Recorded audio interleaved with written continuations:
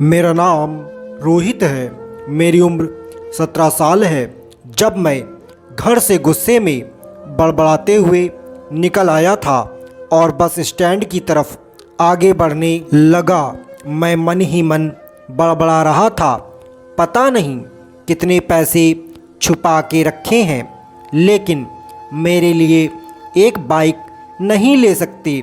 अब मैं यहाँ से चला जाऊँगा और तब तक वापस नहीं आऊँगा जब तक मैं खुद के पैसों से बाइक नहीं खरीद लेता। इतना सोच ही रहा था, तभी मेरे पैर में मुझे कुछ चुभने का एहसास हुआ। नीचे देखा तो समझ आया कि जल्दबाजी में मैं पापा के जूते पहन आया हूँ। उन जूतों में कील उभरी हुई थी जो मेरे पैर में बार बार घाव किए जा रही थी। लेकिन उस समय गुस्सा अधिक था, तो मैं बड़बड़ाते हुए आगे बढ़ गया।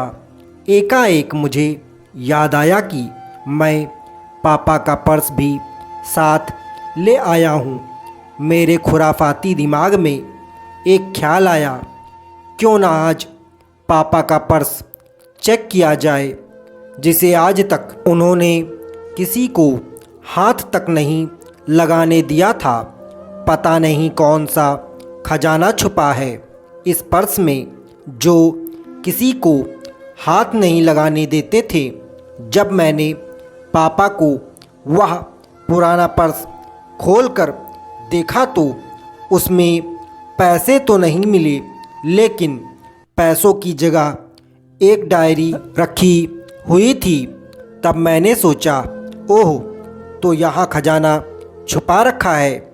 मैं समझ रहा था कि यहाँ पापा ने लिखा होगा कि किससे कितने पैसे लेने हैं और किसको कितने पैसे दिए हैं, लेकिन मैं गलत था।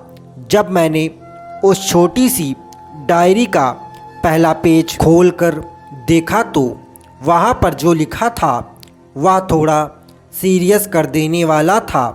डायरी में जो लिखा था उसे पढ़ने के बाद मेरे चेहरे पर जो एक्सप्रेशन थे वह सब गायब हो चुके थे, क्योंकि डायरी में वैसा कुछ नहीं था जैसा मैं सोच रहा था। वहाँ पर उन पैसों का हिसाब लिखा हुआ था जो अलग अलग कामों के लिए अलग अलग लोगों से उधार लिए गए थे।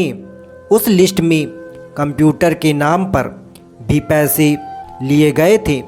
कुछ यूँ लिखा था, 50,000 बेटे के कंप्यूटर के लिए।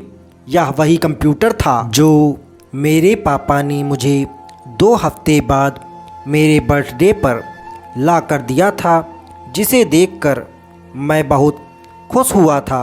और मुझे खुश देखकर मुझसे कहीं ज़्यादा अगर कोई खुश था तो वह थे पापा। अब मेरे चेहरे से गुस्सा एकदम गायब हो चुका था। जब मैंने आगे का पन्ना पलटा तो वहाँ पर कुछ इच्छाएं लिखी हुई थीं।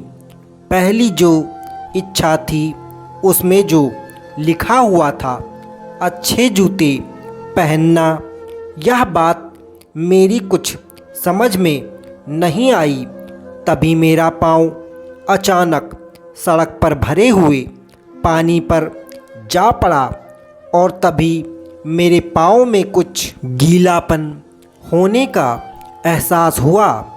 जब मैंने जूता उतार कर देखा तो उसका तला टूटा हुआ था। यह देखकर मुझे डायरी में लिखी बात याद आ गई। तभी मुझे माँ पापा की कई बातें भी याद आ रही थीं कि कैसे माँ जब कहा करती थीं पापा से, अब तो जूते पुराने हो गए, नए ले लीजिए, तो पापा अक्सर यह कहकर टाल दिया करते थे, जूते अभी और चलेंगे, अभी कुछ दिन पहले तो लिए थे। मुझे आज समझ आ रहा था कि कितने दिन और चलेंगे यह जूते। साथ ही साथ यह भी समझ आ रहा था कि पापा पर्स को क्यों छिपा कर रखते थे। तभी उस डायरी को पढ़ते हुए बस स्टैंड पर पड़ी बेंच पर आकर बैठ गया। अब उस डायरी का आखिरी पन्ना बचा हुआ था। उस पन्ने को जब मैंने पलट कर देखा तो वहाँ कल की तारीख लिखी हुई थी। तारीख के नीचे लिखा हुआ था 50,000 रुपये बाइक के लिए। बस इतना पढ़ा और दिमाग सन्न रह गया। अब मेरे मन में कोई शिकवा गिला नहीं बचा था। बस मेरी आँखों से आंसू चले जा रहे थे। मुझे आज तक नहीं पता चला तब मैं क्यों रोए जा रहा था। अब मैं जल्दी से घर की तरफ भागा, लेकिन जूतों की वह कील पाँव में अब तक घाव बनाने में कामयाब हो चुकी थी। मैंने जूतों को रास्ते में ही निकालकर फेंक दिया और भागते भागते लड़खड़ाते हुए घर जा पहुंचा। लेकिन पापा घर पर नहीं थे। मैं समझ गया वह कहाँ थे। मैं सीधा पास वाली बाइक एजेंसी की तरफ भागा। पता नहीं आज कहाँ से इतनी ताकत आ गई थी कि मैं भागते हुए थक नहीं रहा था, और वह भी बिना जूतों के नंगे पैर। जैसे तैसे मैं बाइक एजेंसी पर जा पहुंचा। पापा वहीं थे। मैंने पापा को दौड़कर गले लगा लिया और मेरी आंखों से आंसू रुकने का नाम ही नहीं ले रहे थे। पापा समझ नहीं पा रहे थे आखिर हो क्या रहा है, मैं क्यों रो रहा हूँ। मैंने पापा से कहा, पापा मुझे मोटरसाइकिल नहीं चाहिए, आप अपने लिए जूते ले लीजिए। अब आज से मैं जो भी करूँगा अपनी मेहनत से अपने बलबूते पर करूँगा। तो दोस्तों, यह कहानी लिखते हुए आज मेरी भी आंखें नम हुई हैं। मैं आज आपसे कहना चाहूँगा, ठीक ऐसे ही होते हैं हमारे पिता। हम अक्सर देखते हैं कि हम अपनी माँ से हर बात शेयर करते हैं और माँ भी इसके बदले में हमें बहुत प्यार देती है। लेकिन एक शख्स ऐसा भी होता है जो हमें छुपकर प्यार करता है।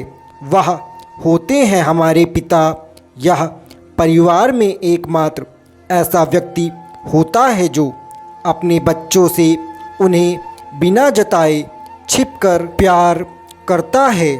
खुद की इच्छाओं को मारकर बच्चों के लिए सपने देखता है और उनकी खुशी में ही खुश हो जाता है, क्योंकि इस दुनिया में बहुत से लोगों को तो पेरेंट्स का प्यार भी नसीब नहीं होता। तो दोस्तों, अंत में मैं यही कहना चाहूँगा कि माँ बाप की भावनाओं का सम्मान करें। दोस्तों, कहानी अच्छी लगी हो तो चैनल को सब्सक्राइब अवश्य करें ताकि इसी प्रकार की कहानियाँ आप तक पहुँच सके। नमस्कार।